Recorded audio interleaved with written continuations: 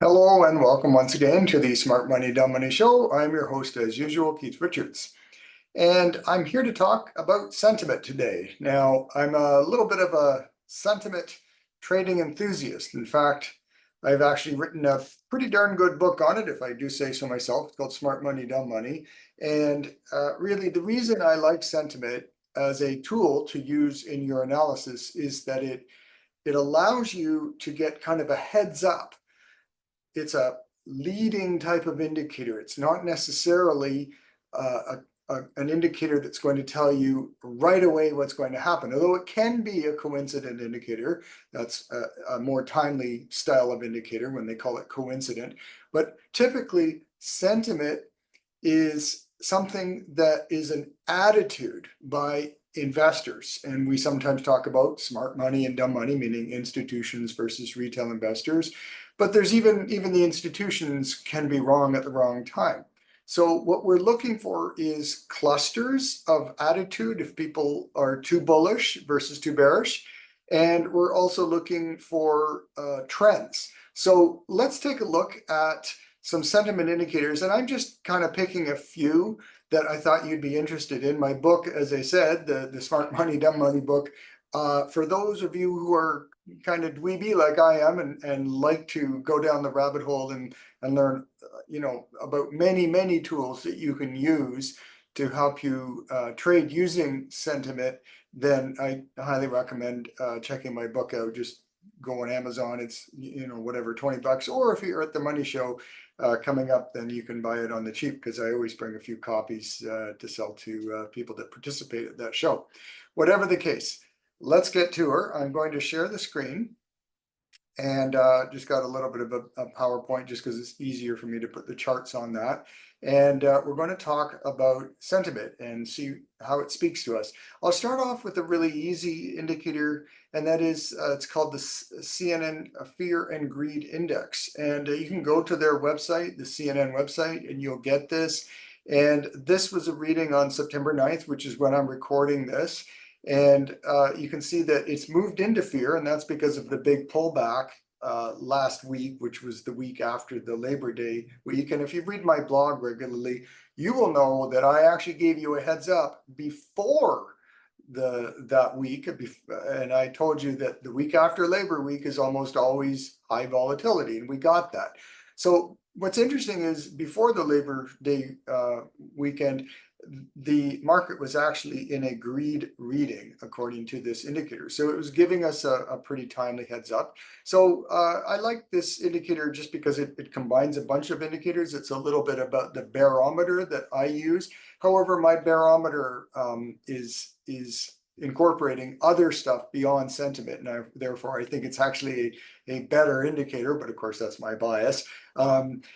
It covers things like trend and value and even seasonality. So whatever the case, these are all good compilations to give you an overall feel. We're moving into fear. That doesn't mean it's necessarily a buy signal. In fact, it's just barely into fear. As you can see, extreme fear is where you usually get your best buy signals. So let's take a look at that. This is the AAII bear reading. Now, if you don't know what that is, again, all this stuff is discussed in my book, but the American Association of Individual Investors, they track many thousands of investors that are their members, and they ask them, what do you think of the market, going up, down, or neutral? And they give a reading. So this is just looking at the bears, like how many bears amongst their members were. And what you'll see is, generally speaking, again, coming back to my point, that it's when we look at sentiment, it's a leading indicator, and you can also look at trends. So you can see there was a kind of a semi-coincident reading in late, say, 2019,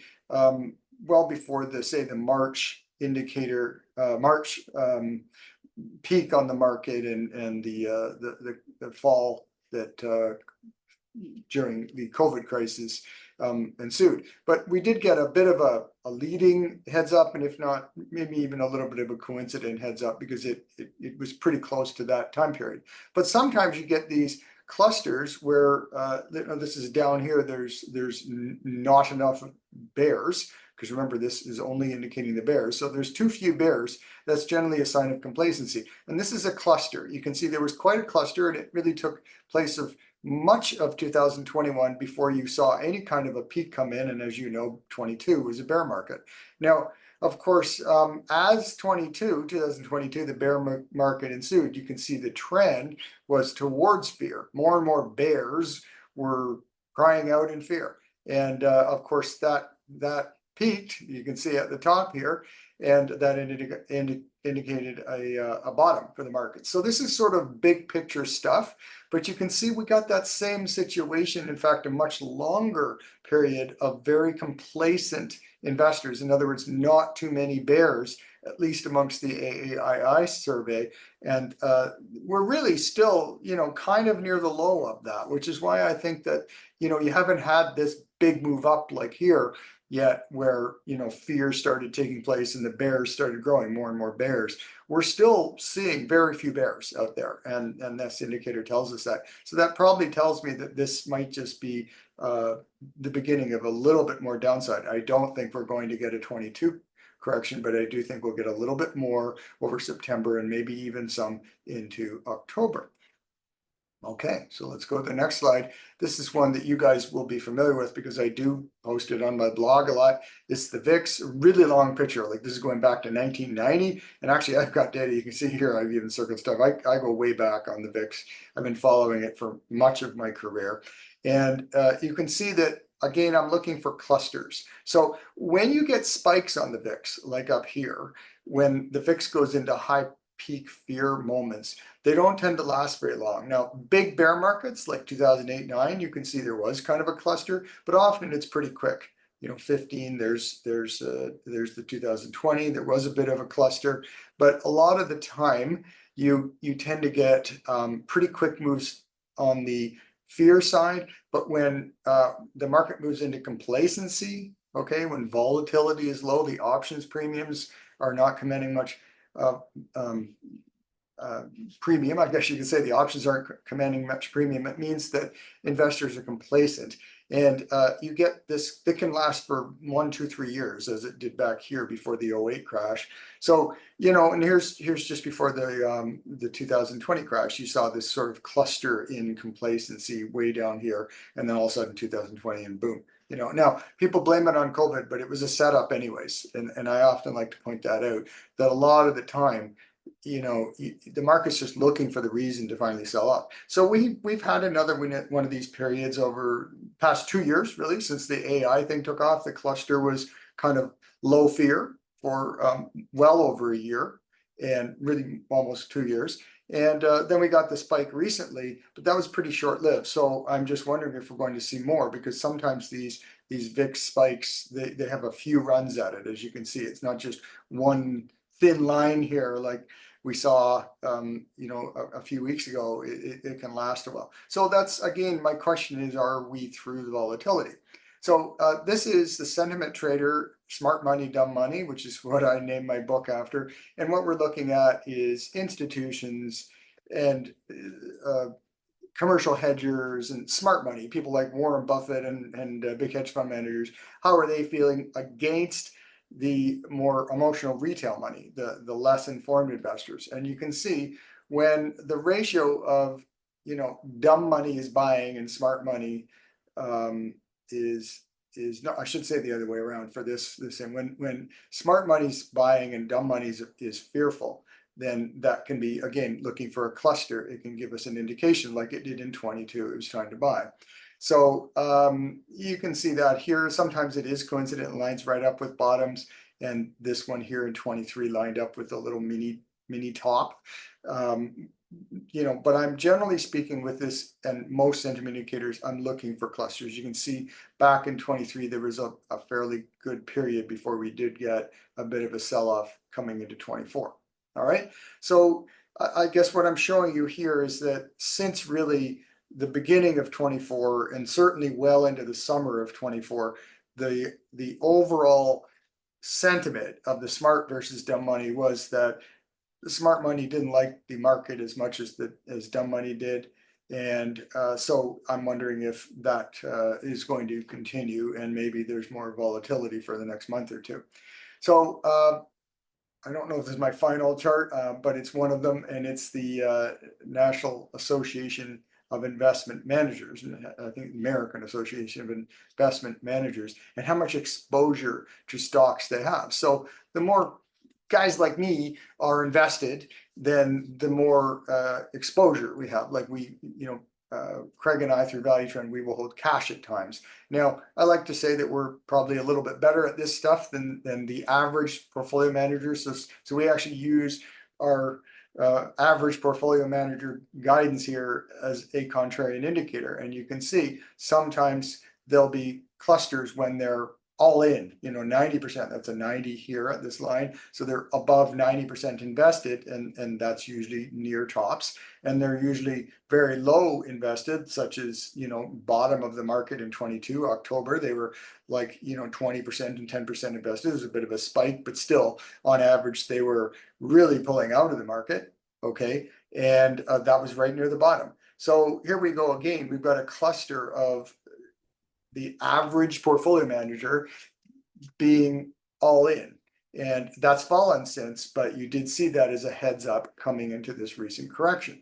So I just want to finish this by telling you that most sentiment indicators indicate a pullback is coming, but not necessarily with us right now. And recently, the indicators that we saw did indicate that there was a likely pullback. And that's one of the reasons why Craig and I went, at one point 35% cash. We're a little bit below 30% now, but we're still just legging in because we still don't see, according to everything you just looked at with me, a real impetus to get in. We've spent a few percentage points of our cash, and we will continue legging in, but we're not seeing a screaming buy signal. We think that markets may still be a bit overbought, and there may be a bit more pullback, and that's why we're still holding some cash. But ultimately, we're pretty bullish, actually. We just think this is opportunistic, and we want to take care of entering at the right place as best we can by legging in. We can't pick the bottom, sorry folks, neither can you, but what we can do is we can use moments of opportunity to leg in a bit at a time. So we'll wait for the sentiment indicators to continue moving in the right direction and eventually into the green. And what I would suggest is that you watch my barometer readings. Look, I didn't spell barometer right. I forgot the E there. I would watch the barometer readings, which indicates all of my favorite sentiment indicators, along with trend and value and seasonal indicators built in. And I put that out in the blog at the beginning of every month. So I would suggest you do subscribe to my blogs at valuetrend.ca if you don't already, and keep an eye, because the barometer is a pretty good leading indicator, and it's not so long leading like some of the stuff like smart money, dumb money can be many months ahead of a move. The barometer can actually be like a month out in its accuracy. So it's been in neutral for the entire summer, which isn't giving us any edge, but I'm looking for it to give me an indication of an edge towards being the time to buy. So I hope that helps you. And I do encourage you to, again, read the book. It's a good book. It's $20 or something on Amazon. And if you're the type of person that appreciates the trade against the crowd, then you'll like it. And I think these indicators are wonderful tools to add to your basic charting stuff. It doesn't replace your charting. You don't trade off a sentiment, but you use it for greater intel on when the setup is coming. And I've used it very effectively, which is why I wrote a book on it and why I wrote my thesis when I got my CMT on it. I'm a big believer in sentiment as a leading indicator to give you some heads up before the action happens. You want to get in before or get out before, not during market moves when they're going to be extremely violent. So thanks for watching. I hope that helps, and we'll see you next week.